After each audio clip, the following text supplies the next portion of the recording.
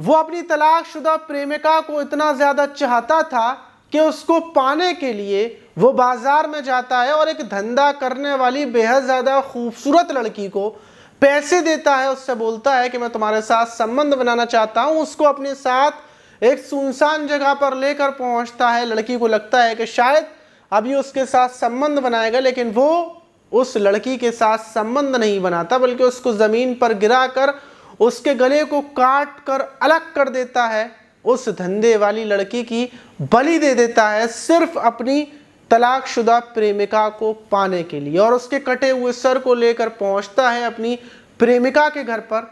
लेकिन सवाल ये कि आखिर ये क्या मामला था कि एक युवक अपनी तलाकशुदा प्रेमिका को पाने के लिए उसने एक धंधे वाली लड़की की, एक कॉल गर्ल की बलि दे दी। कॉल गर्ल के साथ उसने संबंध नहीं बनाए।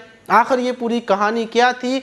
जब इस कहानी को आप शुरू से जानेंगे तब आपके समझ में आएगी, और पूरी कहानी जानकर आप दांतों तले उंगलियां दबा लेंगे। तो चलते हैं और जानते हैं इस कहानी को शुरू से लेकर आखिर तक विस्तार से। तो चलते हैं।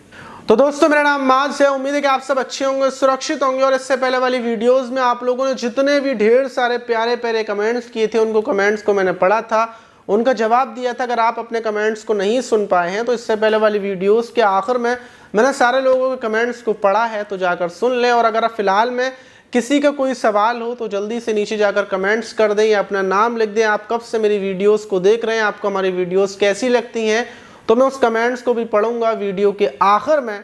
तो जल्दी से नीचे जाएं और कमेंट्स कर दो। तो आज की जो घटना है, घटना की तरफ बढ़ते हैं। घटना झारखंड की है। झारखंड का धनबाद जिला है, और उसी धनबाद जिले का एक 15पाला थाना है।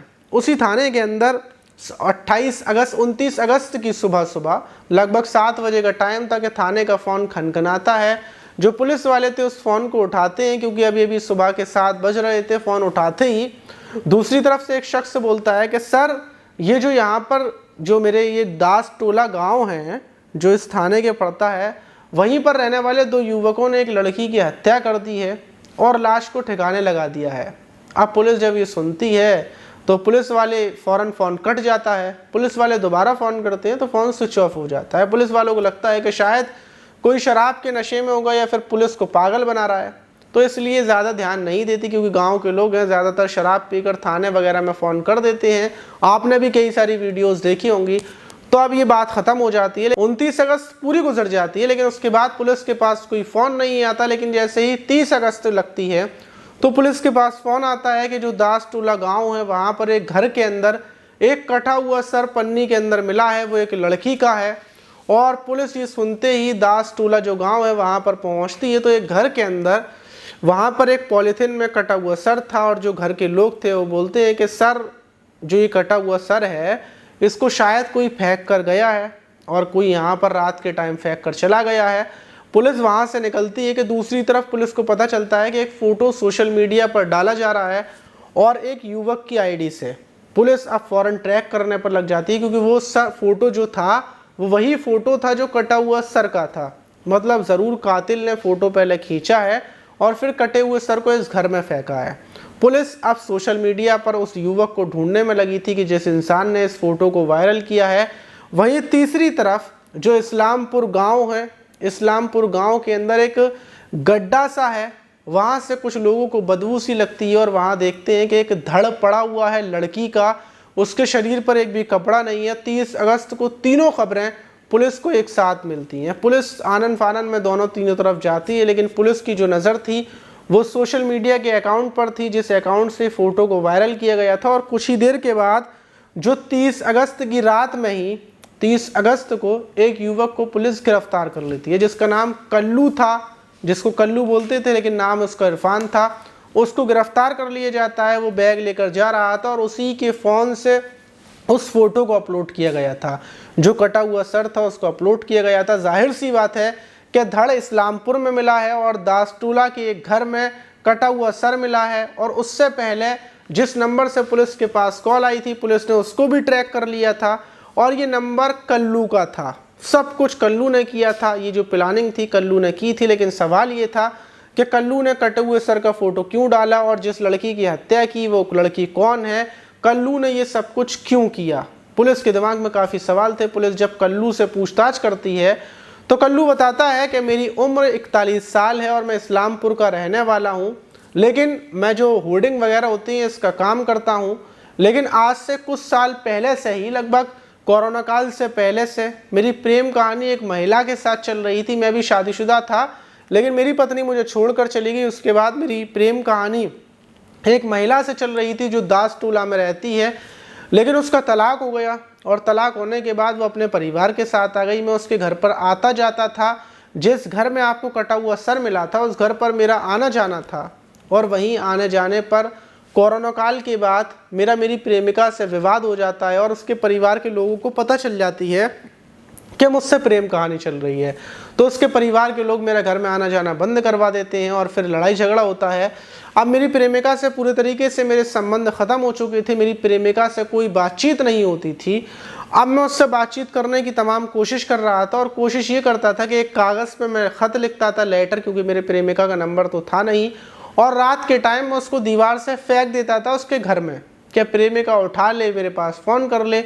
लेकिन कई बार उसके भाइयों ने उठा लिया, और 2 महीने पहले उसके जो भाई हैं उन लोगों ने मुझे बुरे तरीके से पीटा, मारा। उन लोगों ने वो लेटर पढ़ लिया था, और उसके बाद मेरे दिमाग के अंदर थी कि मुझे बदला लेना है उन दोनों से, प्रेमिका के भाइयों से, और दूसरी तरफ मुझे उन दोनों को जेल पहुंचवा देना है कि जिसके बाद मेरी और मेरी प्रेमिका का रास्ता साफ हो जाए।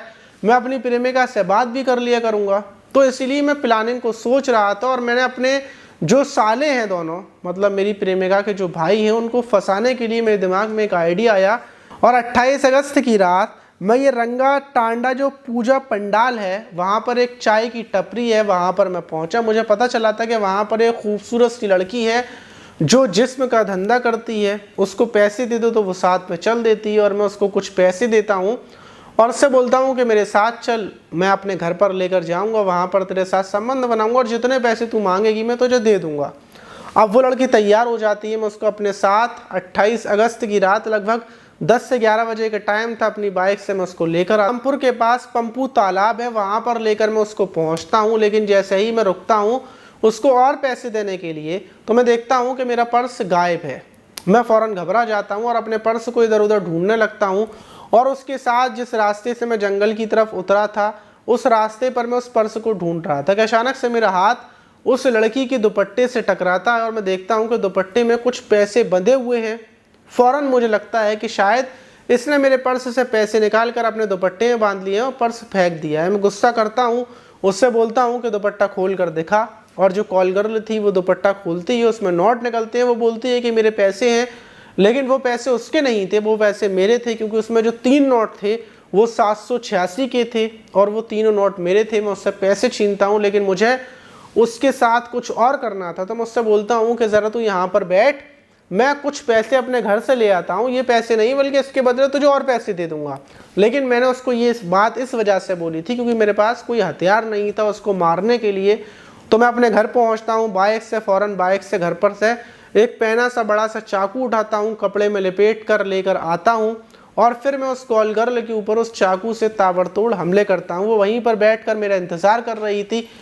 वो समझती है कि शायद मैं उसके साथ संबंध बनाऊंगा, लेकिन मुझे संबंध नहीं बनाने थे। मैं तो प्यार अपनी प्रेमिका से करता था, उसी के लिए सब कुछ कर रहा था। और मैं कॉल गर्ल को मारता हूँ, उसका सर काट देता हूँ और वहीं पर जो झाड़ियाँ थी वहीं पर फेंक कर चला जाता हूँ। जब 29 अगस्त की सुबह होती है तो मैं पुलिस को फ़ोन करता हूँ, लेकिन पुलिस मेरी बात को हल्के में लेती है।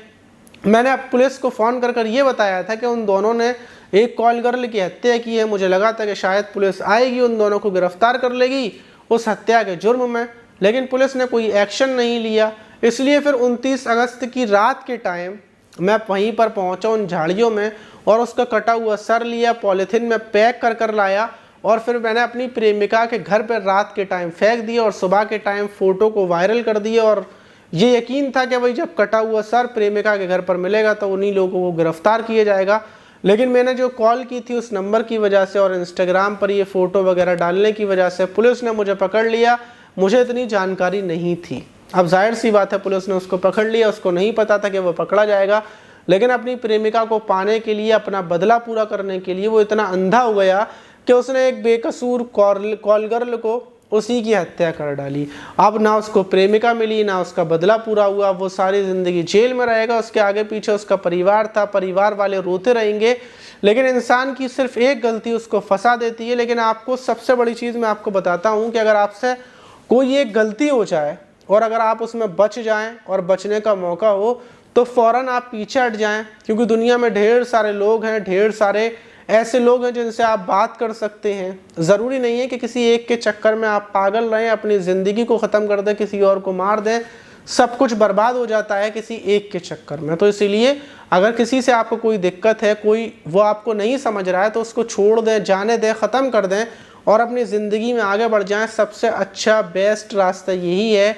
किसी को मारना, उससे बदला लेना, अपना ईगो, बोलते हैं ना कि ईगो हर्ट हो गया, हमने उसको इतना प्यार किया, उसने हमें धोखा दिया, तो बदला लेने में आपकी ज़िंदगी और ज़्यादा बर्बाद हो जाएगी। तो इसलिए आप बदला ना लें, बस उसको उसके भरोसे छोड़ दें। उसकी आदत ख़राब है। कोई एक लड़का इंसान है, आपसे लड़ रहा है, आपको उसने मार लिया, अब आप सोचें कि इसने मुझे मारा है तो मैं भी इसको मारूंगा। अब ये सोचकर अगर आप फिर उसको मारेंगे तो आपको और दिक्कत होगी, आपकी ज़िंदगी ख़राब हो जाएगी। लेकिन जो इंसान बुरा है तो उसको हर इंसान बुरा मिलेगा, तो उसके साथ खुद ब खुद बुरा हो जाएगा। तो इसलिए अपनी ज़िंदगी में ज़्यादा टेंशन ना लें, खुश रहने की कोशिश करें, सबसे बड़ी बात यह है। और इससे पहले वाली वीडियोस में आप लोगों ने ढेर सारे कमेंट्स किए थे, उन लोगों के मैंने कमेंट्स को पढ़े हैं और फिलहाल में मेरे दिमाग में कुछ कमेंट्स अभी हैं, लेकिन मैं चाहता हूं कि आप लोग कुछ कमेंट्स और कर दें, फिर अगली वीडियो में ढेर सारे कमेंट्स को मिलाकर पूरी वीडियो में जवाब दिया जाएगा। अगर आपको कोई सवाल हो तो वो आप मुझसे कर सकते हैं, लेकिन मेरा सवाल आपसे ये है कि इस टाइम पर जो क्राइम हो रहे हैं, क्या आपको लगता है कि क्राइम करने वाला इंसान कितने भी शातिराना तरीके से क्राइम कर ले, क्या वो बच सकता है? बिल्कुल नहीं बच सकता, जहाँ तक मुझे लगता है। लेकिन क्या आपको लगता है कि क्राइम कर कर बचा जा सकता है? कमेंट बॉक्स में ज़रूर बताइएगा।